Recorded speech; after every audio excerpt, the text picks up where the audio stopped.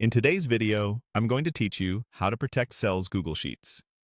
If you work with shared spreadsheets, protecting specific cells is a simple way to keep important information safe. Think formulas, headers, or budget totals, while still letting collaborators edit the rest. Start by going to Google in your browser. In the top right corner, click the grid icon, also known as the Google Apps Launcher, and choose Sheets. If you're already in Sheets, just open the spreadsheet you want to secure. Make sure you have edit access to this file. You'll need that to set protections. Once your file is open, select the exact cell you want to protect. If you need to cover more than one cell, you can drag to select a range before you continue.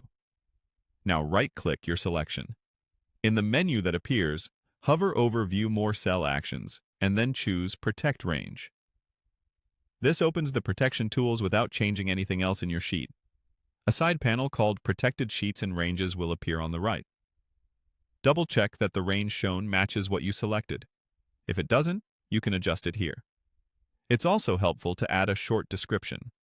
Something like, lock formula, or do not edit totals, so collaborators understand the purpose at a glance.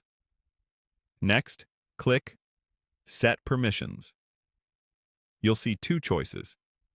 Restrict who can edit this range is the stricter option. It blocks changes unless someone is explicitly allowed to edit that range. This is ideal for critical cells that must stay accurate. You can keep it to only you, or allow specific collaborators who already have edit access to the file.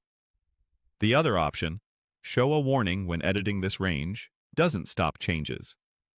Instead, it prompts editors with a caution message before they proceed. Choose this when you trust your team, but want to reduce accidental edits. Make your selection, and then click Done to apply the protection.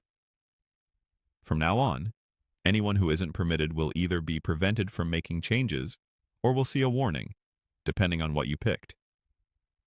If you ever need to update or remove the protection, open the same side panel from a protected cell and adjust the permissions.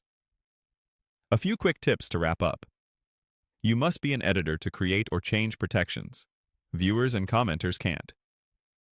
If you plan to lock multiple areas, repeat the same process for each selected range so every important section is covered.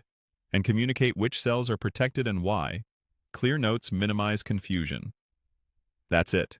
Open your sheet, right-click the cells, choose Protect Range, set permissions, and click Done. Thanks for watching, and happy spreadsheeting.